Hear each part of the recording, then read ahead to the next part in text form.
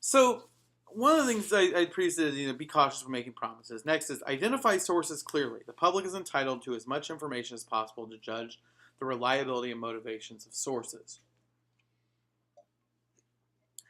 The deal is if you're using a source, you really need to say who your source is, because the reality is oftentimes people come in with an agenda, and if you're quoting somebody from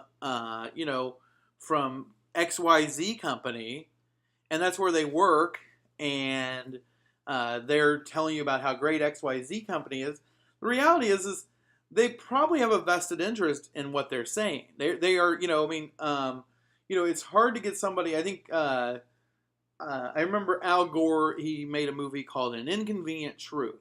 He was vice president, ran for president, and while he won the popular vote, he lost in Florida to George W. Bush, and George W. Bush was elected president for the first term, and then he was reelected. But the case there is that he did a movie called An Inconvenient Truth about climate change or global warming. And one of the things he said it's hard to convince a man when it's contrary to his pocketbook. Basically, he's saying, people who, make money off of coal mining, you're going to have a hard time convincing them that coal is bad when it is how they make their living. And that's completely understandable. And so, if somebody works for a certain company and they're praising that company, you got to be a little careful about that. You've got to be a little bit careful about any source. And so telling people as much as possible lets them be the judge. Because the other thing is oftentimes, people even like especially in like a smaller town, people oftentimes have an idea of who somebody is. They realize oh, Joe complains about everything and everybody. So I'm not sure that person is the most accurate of people to ask. People oftentimes know more about these people than you do. And so you have to be able to do it. And the other thing about identifying sources is if you don't identify sources, then, you're basically, taking and letting them say what they want without them being able to be fully judged. But also if you do, which is the next one, which is consider sources' motives before promising anonymity, reserve anonymity for sources who may face danger, retribution, or other harm, and have information that cannot be obtained elsewhere. Explain why anonymity was granted. So basically, if you allow for sources to be anonymous or to not use their name, you are essentially standing and saying, I'm going to trust this person, I'm going to say whatever they say is right, and I'm not going to make them use their name. It basically allows them to say anything about anybody without having to be held to account for having said that. And you're the only one who's putting your name on that story. You're the only one who's standing there repeating it. You're the one giving them, being their voice. And the reality is the people that they're talking about deserve to know who's making the claims. If you have to know that you're saying something bad about somebody and have them know you're saying it, you're going to be more careful. You're only going to say it when it's absolutely important. But if somebody allows you to say something anonymously and you don't have to tell anybody who just said it, well, you can just sit around and complain about a lot of people. That's why oftentimes on the internet people will, put reviews on things that are, really scathing or really bad, but they don't put their name on it.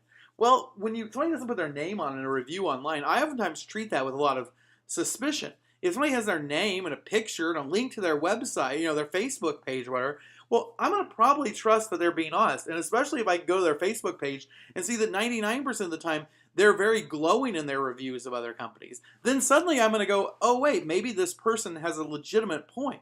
And so giving them information and giving as much as you can about the person allows people to more carefully judge the source, but it also allows for it allows for them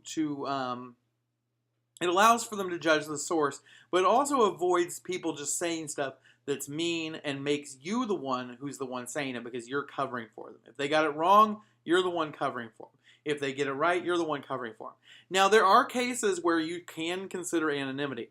And that's where, for example, a person might face, it says, may face danger, retribution, or other harm and have information cannot be obtained elsewhere. Cases of this sort of thing could be, for example,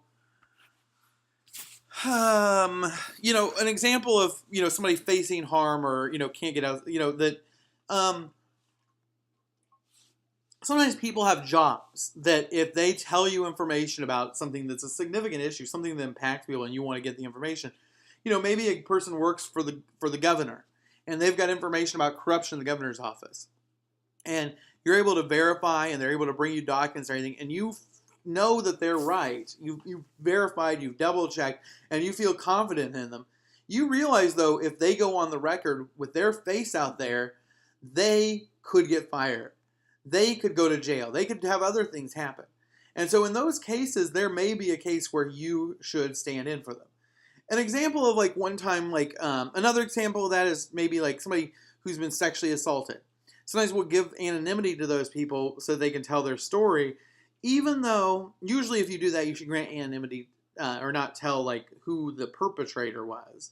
But if you, because that's probably fair, and also if you name the perpetrator, you are kind of naming the victim potentially.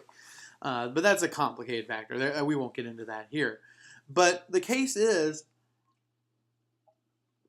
that, with that, you oftentimes don't name them because you realize that people will, judge people differently if they know they're victims of sexual assault. Now, there are feminists who say you should not be ashamed, that's part of the very problem with our culture is that we, make people feel like they should be ashamed when they should just say, hey, I was sexually assaulted. But that's a whole other issue. But oftentimes we'll grant that because we realize that just like people who have cancer, sometimes if you tell people you have cancer, people treat you differently than if they didn't know it. And so you have to be careful about, how telling their story can harm them. But the example I was going to say that one time we had a story we did where I remember thinking it was reasonable for them to get anonymity. Was they did a story, one student did a story a few years ago about hospice and whether or not physician-assisted suicide or, other things like that should be allowed, whether or not, that. And they talked to some hospice nurses who happened to work for St. John's, and they said they'd rather not have their names used. Well, in that case, that's probably a justifiable form of anonymity. Because if you have hospice nurses who work for a Catholic hospital saying that they aren't opposed to physician-assisted suicide, that they've seen these people suffer needlessly, they've suffered great pain that sometimes lingers for weeks, and pain medication can't solve it, and that they just cannot believe that we don't have a better way for people to bring about the end of their lives. Well, that may be a reasonable thing to say, and maybe something that you need, and that's a good source telling you that story. But if they work for a Catholic hospital, they could very well get fired. As a matter of fact, there was a guy who ran for Congress, has run several times, run 25 times, named David Gill out of Bloomington. And he was an ER doctor, and he wrote a piece, an editorial suggesting that physician-assisted suicide may be a good idea. He did not work for a Catholic hospital, but after he did it, they fired him. And the reason they fired him was they said, well, he wrote this piece that we disagree, and, we feel like patients won't trust him as much because of that. Well, there was probably more to it. It was probably political reprisal, or maybe he just done other things and they were looking for an excuse. But the reality is that as far as it goes, that is a place where somebody could lose their job, and yet they're telling you important information. So there are cases where anonymity is reasonable, but you need to be careful about it. Don't do it just because somebody doesn't want to use their name, because then it lacks credibility. People deserve to, as we said previously, identify the sources clearly. The public is entitled to as much information as possible to judge the reliability and motivation of the sources. If you're allowing anonymity, you're not letting your public know how accurate the person is or is not. Next, diligently seek subjects of news coverage to allow them to respond to criticism or allegations of wrongdoing. To allow them to respond to criticism or allegations of wrongdoing. Sometimes you'll pick up the newspaper and it'll say, or you'll pick up or you go to a website or whatever, and it'll say,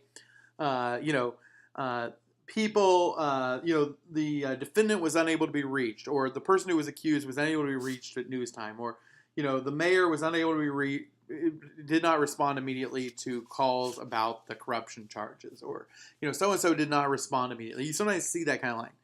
The reason they do that is because they want to give those people a chance, because you're giving one version, But everybody's entitled to give their side of the story. Now, sometimes people don't want to give their side of the story. Sometimes people are hurt and injured and other things. But the reality is people do get falsely accused of things. People sometimes get attacked. And if you simply allow for the attack to be done without giving the other side, you're not telling the whole story. And so you need to at least give the other side a chance to respond. They don't have to respond. And that's perfectly reasonable, especially because if you put yourself in their shoes, you may not want to respond if you'd been accused of something. But you still at least owe them the opportunity. And I can tell you as an example is like one time I was doing a story and the person, it was like some people had abused some horses or not been feeding them and they stayed to away because they were malnourished. And they had kind of an unusual name. And I remember I found the people, kind of in the area. They were up in the Chicago area, and I found some people that had that name in by searching it, by using like some phone books and Google directories and things like that. This was before probably, it was probably a little less reliable back then with the internet, but also phone numbers and stuff were more readily available. So I get a hold of these people, or I call them, and it's like Karen and William, Schmidt, something like that, Schnepperdine. It was a little bit of an unusual name. Not horribly unusual, but unusual enough. There probably wouldn't be too many couples married couples with that name. There are probably a few, but not a ton. I found one that had that. Call them up, and I think I got the hold of their son or daughter, and they're like, they just left. They'll be back in a few minutes. I said, okay. So I call back, and I talk to them, and I'm asking them, if they own these horses, and they're like, what? And finally, they were like, no, we don't own those horses. Well, their kid had said, yeah, I think that's my parents or whatever. That's who they are. Meaning, after I gave the name, that's what I think they were talking about. But I remember calling up these people, and I've got to ask them, are you abusing horses that just got taken from the state and facing felony convictions? And I have to call them up and ask them that. And it's a little bit nerve-wracking, without any question. But the reality is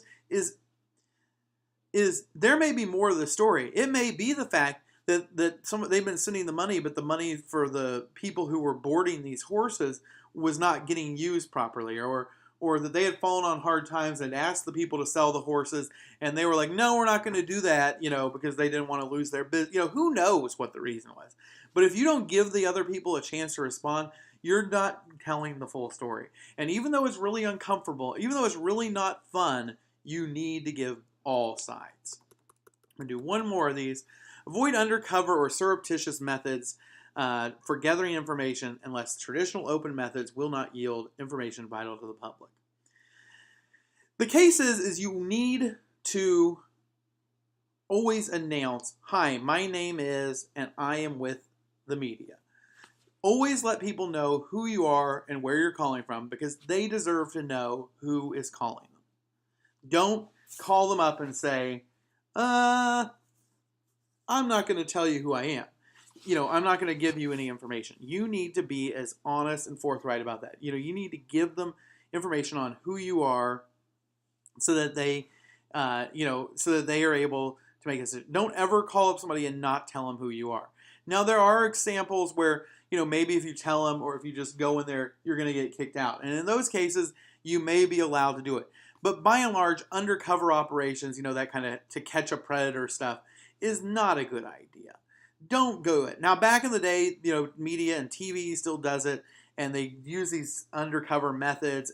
But the reality is, it's a little bit of entrapment. You should always tell people you're with the media and try to gather it in a legitimate way.